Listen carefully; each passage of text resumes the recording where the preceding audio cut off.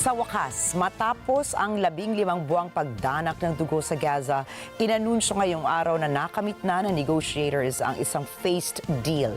Ngunit ano nga ba ang nilalaman ng naturang kasunduan ng dalawang bansa? Joan Soriano po para sa detalye ng balita. The pact follows months of tortuous on-off negotiations conducted by Egyptian and Qatari mediators with the backing of the United States. It comes 5 days before the January 20th inauguration of U.S. President-elect Donald Trump. Upon the announcement, the incoming U.S. president was quick to claim credit for the long-awaited truce. On a post on Truth Social, Trump says the epic ceasefire only happened because he won the election last November. Trump claims that his administration has already achieved so much even though it hasn't stepped foot in the White House yet. If successful, the planned phased ceasefire would halt fighting that has reduced much of heavily urbanized Gaza to ruin and displaced most of the tiny enclave's pre-war population of 2.3 million. The death toll of now 46,000 is still rising. Phase 1 of the deal entails the release of 33 Israeli hostages. This includes all women, children, and men over 50. Hamas official Sami Abu Zuri says the accord was a great gain. Hamas is Gaza's dominant Palestinian militant power.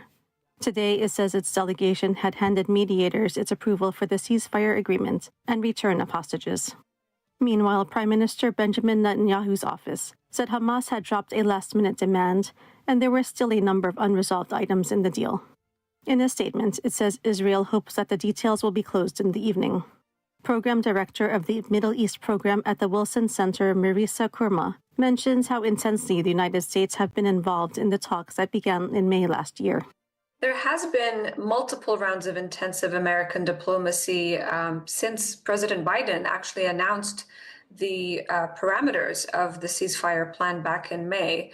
Of course, many things have changed since then, but the latest round has put tremendous pressure on both Israel and Hamas in order to A, ensure that the remaining hostages are released, and B, that there is a ceasefire, that there is basically a pause in the conflict that would give the Palestinians in Gaza some respite and also allow the much-needed humanitarian aid to go into the Strip. Kurma cautions about the dire humanitarian situation that needs to be addressed even with a ceasefire deal. People have been celebrating as soon as the ceasefire was announced in the Palestinian territories, in Gaza in particular.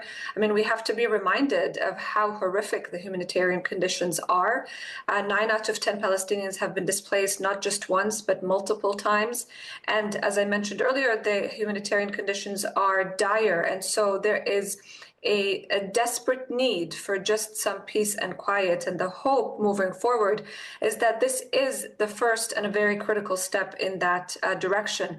As for Israel, there have been also some surveys, the latest one just released last night by the Institute of Democracy, that showcased that more than 55% of Israelis support this exchange for the remaining hostages, in exchange basically for Hamas's demands to stop the war.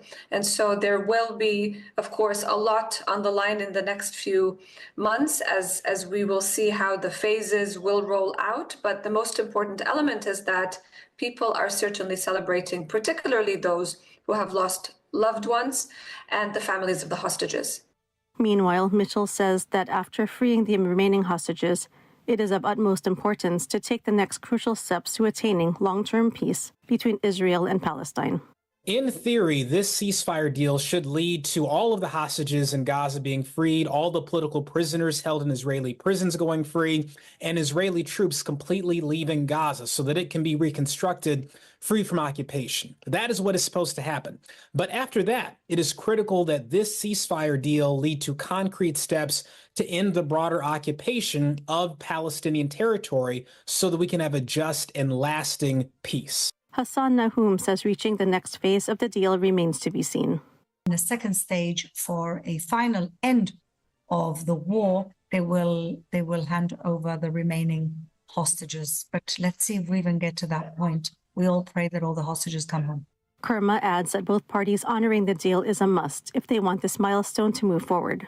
For those people in the humanitarian sector there are complaints that it should not be conditioned, that humanitarian aid should not be conditioned on a ceasefire, because any violation will put us back in square one.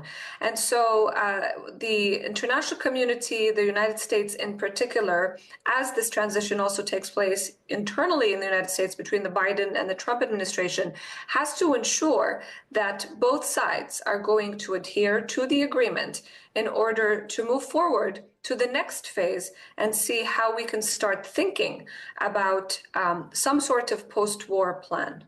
Mitchell is pessimistic, saying it won't be surprising if Israeli Prime Minister Benjamin Netanyahu sabotages the agreement, as he had in past rounds. Benjamin Netanyahu, to be very clear, is a war criminal who has been sabotaging efforts in this war for over a year. I am not surprised that the entire world, President Biden, President Trump, the UN, Qatar, are all saying it's done, we have a deal, and Netanyahu is still trying to wiggle his way out of it. This man cannot be trusted, and it's so important that President like Trump hold his feet to the fire and make sure he does not sabotage this deal. Hassan Nahum says caution is part of the equation. It's always about being overly cautious. Also, remember, you're dealing with a terrorist group. And so in the past negotiations, they've managed to change things just when they thought they were going to be closing a deal to see what they could get away with. So you can't really trust it. Now we've seen the Americans announce it. We've seen the Qatar announce it. So I'm hoping that because we've seen the outside influences on this negotiation, that this time it's really actually going to happen. Karma underscores that U.S. diplomacy is crucial, given Israel's crucial politicking. This is not an easy sell for Netanyahu, and many people have argued in Israel, including editorials in the Israeli papers, that Bibi has been prolonging the war in order to maintain his coalition. And we've heard just a few days ago from his right-wing ministers that if this ceasefire deal goes through, that they will withdraw from this coalition. So he has a lot of politics, internal politics to deal with, and that probably explains this statement.